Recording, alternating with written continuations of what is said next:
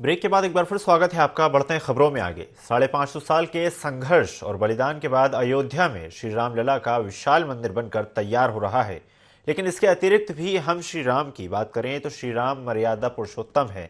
16 कलाओं में पारंगत श्री राम को जब वनवास हुआ तो वे दंडकारण्य नाम से प्रसिद्ध और आज के छत्तीसगढ़ से गुजरे थे।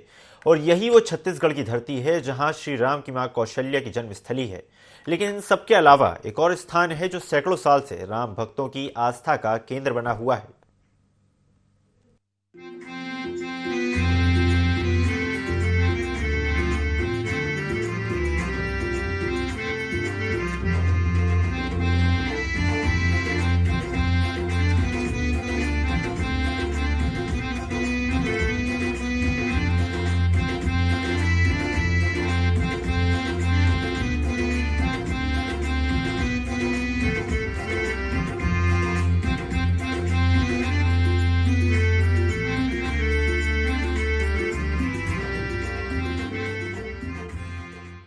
लगभग 550 साल के संघर्षों के बाद राम जन्मभूमि का जो रास्ता है वो साफ हुआ है और पूरे देश में श्री राम की चर्चा है। श्री राम की चर्चा हो और छत्तीसगढ़ अछूता रह जाए ऐसा संभव नहीं है, क्योंकि छत्तीसगढ़ में ही श्री राम का ननिहाल है और अपने वनवास के 12 वर्षों का जो समय है वो श्री राम ने यहाँ गुजारा है।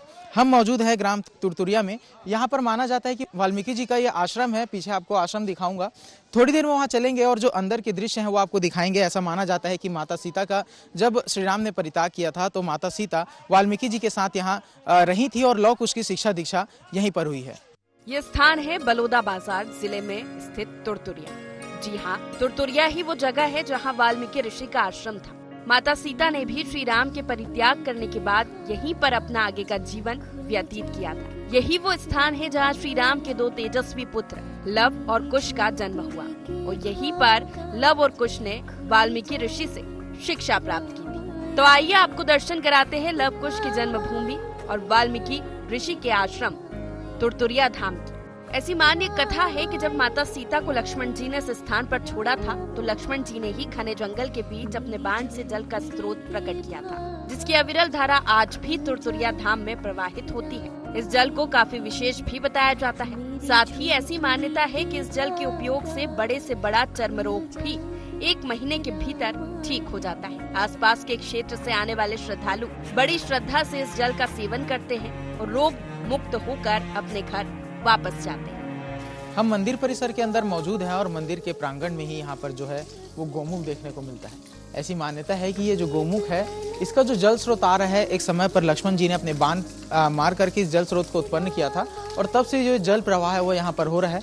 और ये जो जल है इसकी विशेषता है कि इस पानी का जो उपयोग किया जाता है उससे जो चर्म रोग होता है, जो सालों से चर्म रोग बना होता है, वैसे चर्म रोग को भी इस जल के उपयोग से ठीक किया जा सकता है। और 1 महीना बिना साबुन के जब इस जल से स्नान किया जाता है तो बड़े से बड़ा जो चर्म रोग है वो भी ठीक हो जाता है और लोग यहाँ पर कुष्ठ रोग से मुक्त होकर अपने जो घर को है वो लौटते हैं। हजारों सालों से घने जंगलों के बीच बसा ये क्षेत्र सैकड़ों लोगों की आस्था का केंद्र। यहाँ बड़ी संख्या में श्रद्धालु दर्शन करने पहुँचते हैं, जहाँ जंगल की शांति में उन्हें अलौकिक आनंद की प्राप्ति होती है। तुरतुरिया को लेकर कई कहानियाँ सुनने को मिलती है और ये भी एक कारण है कि जिसकी वजह से लोग यहाँ आने को मजबूर हो जाते हैं। देश विदेश के दूर दूर स्थानों से यहाँ लोग पर्यटन के लिए पहुँचते हैं और यहाँ के वातावरण में श्री राम, माँ सीता, लव कुश और वाल्मीकि जी की अलौकिक उपस्थिति को महसूस करते हैं। ऐसे ही एक पर्यटक ने हमें मंदिर से जुड़ी कई कहानियों के बारे में बताया, जिससे चर्चा करने पर मंदिर से जुड़ी कई बातें निकलकर सामने आई। पर्यटक यहाँ बड़ी संख्या में दर्शन करने के लिए पहुँचते हैं और ऐसे ही हमारे साथ चर्चा करने के लिए देवकांत जी मौजूद हैं। देवकांत जी, क्या कुछ जानते हैं इस मंदिर के बारे में और कब से यहाँ पर आप आते हैं? नमस्कार, मैं यहाँ विगत 38 साल से आ रहा हूँ। मेरी उम्र आप देख सकते हैं, मैं अभी 40वां साल मुझे चल रहा है और चूँकि यह मेरे ननिहाल से बिल्कुल लगा हुआ है और तब से हम तुरतुरिया के नाम से यहाँ इस धर्म की नगरी में, तपोभूमि में आ रहे हैं। और अब तो यहाँ दिखने से काफ़ी कुछ बदल चुका है। आज के परिवेश में यहाँ बहुत सारे संसाधन जुड़ गए हैं और बन चुके हैं। वाल्मीकि आश्रम के नाम से यह प्रसिद्ध है और हमने जैसे टीवी में, रामायण में हमने देखा है कि लव कुश का जो जन्म स्थान है ना, वो पिक्चराइजेशन कहीं और किए रहते हैं और एक स्टूडियो के अंदर में वास्तव में जो लव कुश का जो जन्म स्थली है वो यही तुरतुरिया में ही जन्म हुआ है। और वाल्मीकि जी के सानिध्य में उन्होंने प्रथम शिक्षा अर्जन की है, चाहे वो धनुर्विद्या हो, चाहे उनको जो है वेद शास्त्र के बारे में जो शिक्षा दीक्षा जो गुरुकुल में जैसा मिलता है अन्य गुरुकुल में या ऋषियों के आश्रमों में, वो शिक्षा दीक्षा लव और कुश ने यहाँ पे प्राप्त किया है। जिस तरीके से आप बता रहे हैं कि जो लव कुश है उनका जीवन पूरा यहाँ पर जो शिक्षा दीक्षा है, प्रारंभिक शिक्षा दीक्षा यहाँ पर हुई है, उसके कुछ प्रमाण इस क्षेत्र में मिलते हैं क्या? प्रमाण है, यही आगे नदी के साइड में ही जहाँ पे वो कुटिया बनी हुई है, वो आज भी आप उसको उसी स्थिति में आप देख सकते हैं जहाँ पे लव कुश का जन्म हुआ है। और आगे ऊपर में एक माता का मंदिर है जो तुरतुरिया वाली माता दरबार मातागढ़ के नाम से प्रसिद्ध है। इसके साथ साथ कहा जाता है कि यहाँ पर जो जल प्रवाहित हो रहा है उसे लक्ष्मण जी ने अपने बाण के द्वारा उसका उद्गम किया था, उसके बारे में क्या कुछ जानते? अब जैसे हमने रामायण में देखा कि भीष्म पितामह बाणों की सैया पे लेटे हुए हैं और चूंकि उनको गंगा पुत्र कहते हैं, एक बाण मार करके अर्जुन ने जब उनकी प्यास बुझाई थी, वैसे ही कहानी मिली जुली कहानी जो है रामायण काल में भी है। लक्ष्मण जी ने एक बाण छोड़ा था, वो बाण आगे जा करके यहाँ पर इसी पहाड़ी के ऊपर लगी थी और उस जगह से तब से अविरल जो है जलधारा निकल रही है और वो बहते बहते यहाँ नीचे स्थल पे आ रही है। और यहाँ पर एक गौमुख निर्माण करके उसके मुख से उस धारा को जोड़ दिया गया है और धारा जो है अविरल प्रवाहित हो रही है। रामायण के उत्तरकांड में लव कुश से जुड़ी कई कहानियाँ मिलती हैं। वह इस बात का भी उल्लेख है कि श्री राम के द्वारा अश्वमेध यज्ञ कराया गया था, जिसके अश्व को रोकने की क्षमता विश्व में किसी के पास नहीं थी। लेकिन जब उस अश्व को 2 नन्हे बालकों ने रोक लिया तो उससे अयोध्या समेत पूरा संसार चकित रह गया। और ऐसी मान्यता है कि ये घटना भी तुरतुरिया में ही घटित हुई थी। लव कुश ने इसी स्थान पर अश्व को रोका था, जिसके साक्ष्य आज भी देखने को मिलते हैं। यहाँ पर गणपति जी का मूर्ति है और उसके ठीक बाजू में जो लव कुश है उनकी मूर्ति बनी हुई है। जो अश्वमेध यज्ञ का जो अश्व था उसे उनके द्वारा रोका गया था और इसका जो प्रमाण देते हैं ये जो प्राचीन मंदिर है वो इसका प्रमाण देते हैं। आप देख सकते हैं कि यहाँ पर लव और कुश दोनों की मूर्ति बनी हुई है और दोनों के द्वारा अश्व को रोका गया है। तो कई कथाएं जो हैं वो इस मंदिर से जुड़ी हुई हैं, कई लोकवंदित कथाएं यहाँ पर निकल करके आती हैं और लोगों की आस्था का केंद्र लंबे समय से जो यह क्षेत्र है वो बना हुआ है। और श्री राम के जो भक्त हैं वो यहाँ पर लगातार आते रहते हैं। वाल्मीकि जी का आश्रम है जिसके दर्शन करने के लिए, श्री राम से जुड़ी कथाओं को सुनने के लिए, उन्हें चरितार्थ करने के लिए, उसे महसूस करने के लिए जो भक्तगण हैं वो लगातार यहाँ पर आते रहते हैं। तुरतुरिया जाते ही वहाँ के लोगों से कई कहानियाँ सुनने को मिली, जिससे मन में संदेह भी होने लगा कि यही वो ऐतिहासिक स्थान है या नहीं। अपने मन में उठी इस शंका को दूर करने के लिए हमने मंदिर के पुजारी बालकनाथ से चर्चा करनी चाहिए। आग्रह करने पर पंडित जी तैयार हो गए और चर्चा के दौरान उन्होंने मंदिर से जुड़े कई तथ्यों के बारे में खुलकर बताया। तुरतुरिया धाम को लेकर कई कथाएं जो हैं वो लोगों के बीच हैं, उनके बारे में चर्चा करने के लिए हमारे साथ मौजूद हैं मंदिर के पुजारी बालकनाथ जी। बालकनाथ जी, क्या कुछ जो तुरतुरिया धाम है, क्या कुछ साक्ष्य मिलता है रामायण में इसके बारे में? ये तुरतुरिया के संबंध में अगर आप जानना चाहते हैं, गौमुख तुरतुरिया जी का तुरये एक अवस्था होता है। योग साधना आप जब करेंगे, सुसुप्ति तुरये एक अवस्था होता है। योग साधना में जब बैठते हैं लोग, तो वो ऋषियों ने इसका माने जांच करके इस जगह को, ध्वनि को सुन करके मगन हो करके वही ध्वनि उनको मिला, जो ध्वनि को वो चाह रहे थे वही ध्वनि उनको मिला। उस ध्वनि से जो है इस जगह का नाम उन्होंने तुरतुरिया रखा। और ये महत्वपूर्ण बात ये है कि यहाँ पर महर्षि वाल्मीकि जी थे, इसमें दो राय नहीं है। यहाँ पर जगत जननी मात थी, लव कुश का जन्म स्थल था यहाँ पर।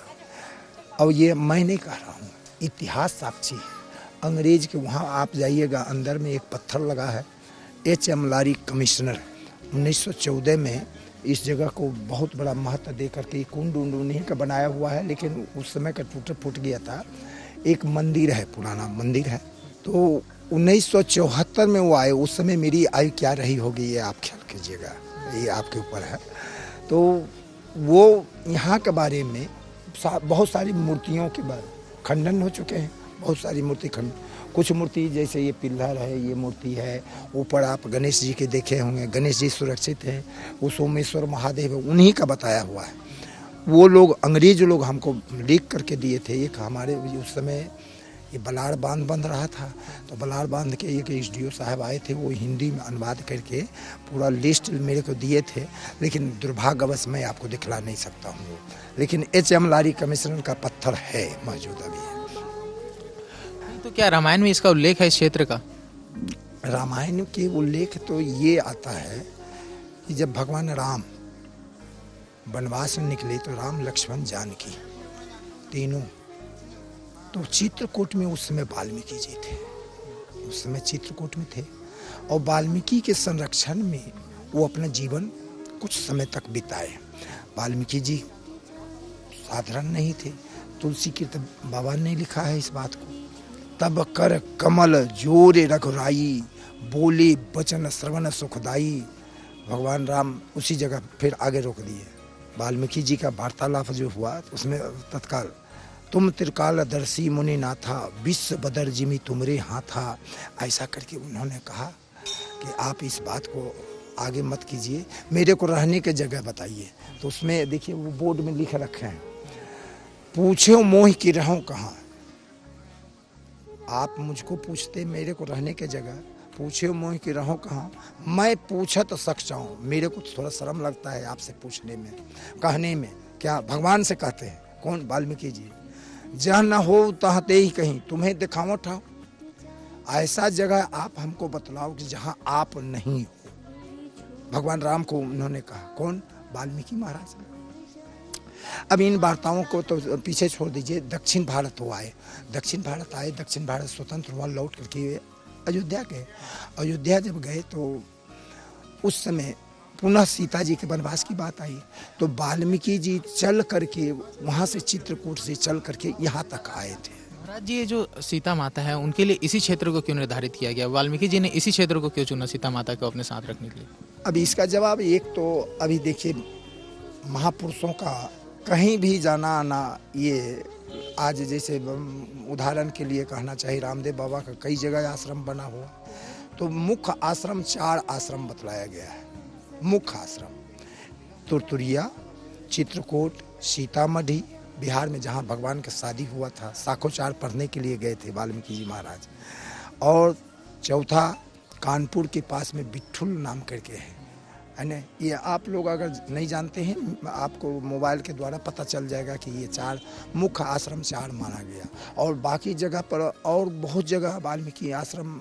अभी मंडला के पास मैं गया था, तो मंडला के पास भी एक वाल्मीकि आश्रम दिखा, तो मैं कहा बड़ी अच्छी बात है रहे हों। तो ये ऋषियों के, महापुरुषों का मैंने कहीं भी रहना यहीं क्यों चुना गया, ये कहना ये हम लोग के लिए तो उचित नहीं होगा, हम लोग को लिए उचित नहीं होगा। अब तर्क वितर्क जितना भी आप दे दीजिए, वो तो महापुरुष थे। कहीं भी आपको एक दोहा के द्वारा बता दिया कि वो परमात्मा रूप धारण करते थे। वाल्मीकि जी जान रहे थे, त्रिकालदर्शी थे, लेकिन उसके बाद भी चित्रकूट छोड़ करके वो यहाँ आ गए, जहाँ पर हम लोग बैठे हैं। ये राक्षसों का राज था। स्वतंत्र हुआ, वाल्मीकि जी को ऐसे लौकिक की रीति में देखने की इच्छा हुई, इधर आ गए। और उसी बीच में जो है कि सीता जी का पुनः वनवास की बात आई, धोबी के कहे हो या जो भी जैसा हो, आए। और लक्ष्मण जी को आदेश दिया गया। भरत जी को क्यों नहीं कहा गया? क्योंकि वो कुछ काम नहीं किए थे, सांग में तो वो ज़्यादा थे। शत्रुघ्न जी को कह देना था, नहीं, लक्ष्मण को ही आदेश। तो लक्ष्मण जी इतना क्रूर और कठोर, निर्दयी नहीं थे कि माता को जहीं पाते वहीं छोड़ देते।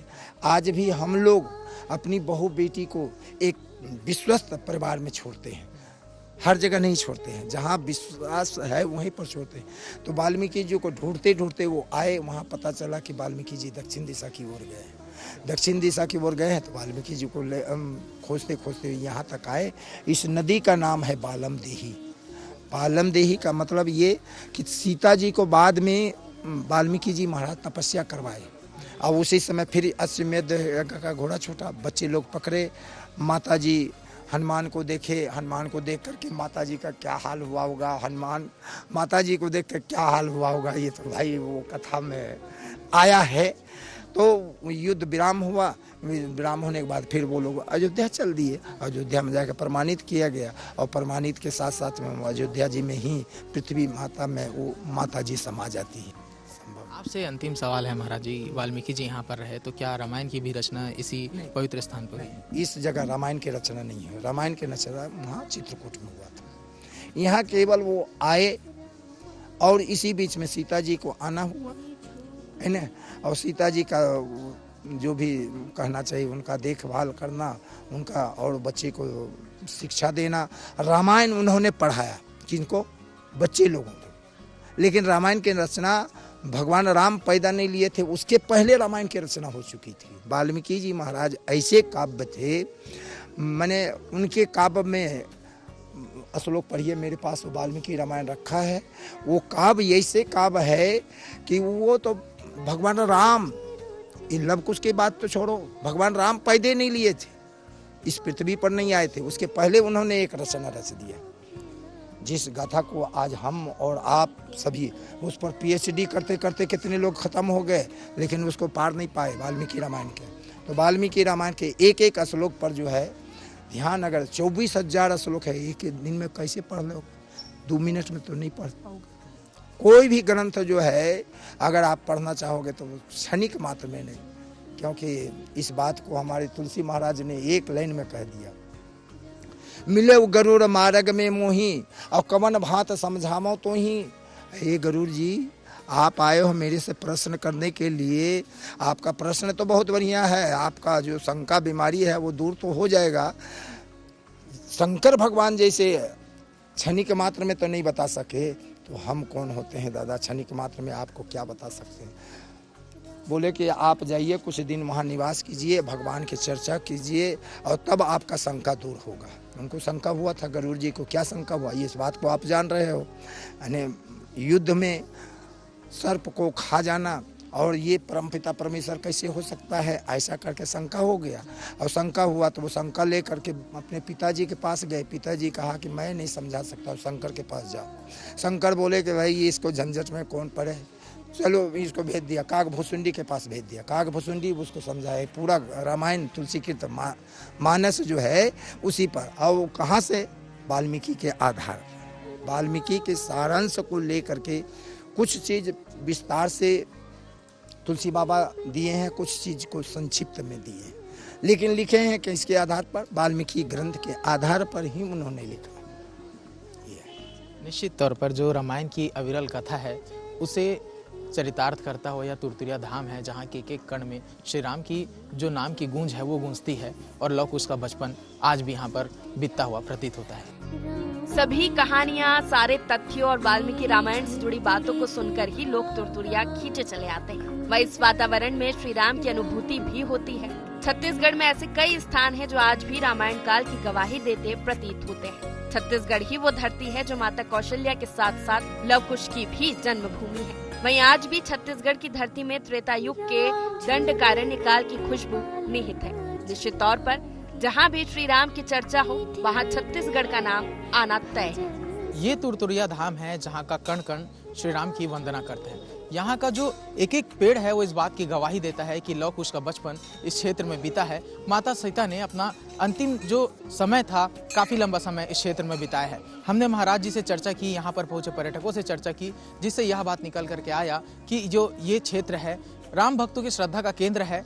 लव कुश की जो जीवन गाथा है उसका काफ़ी बड़ा हिस्सा जो है वो इस क्षेत्र से जुड़ा हुआ है, और इस तरीके से राम जी से जुड़ी और भी अन्य कथाएं लेकर आपके बीच हम पहुंचते रहेंगे। कैमरामैन मनीष सरपाल के साथ मैं राहुल अग्निहोत्री, ND24 बलौदाबाजार।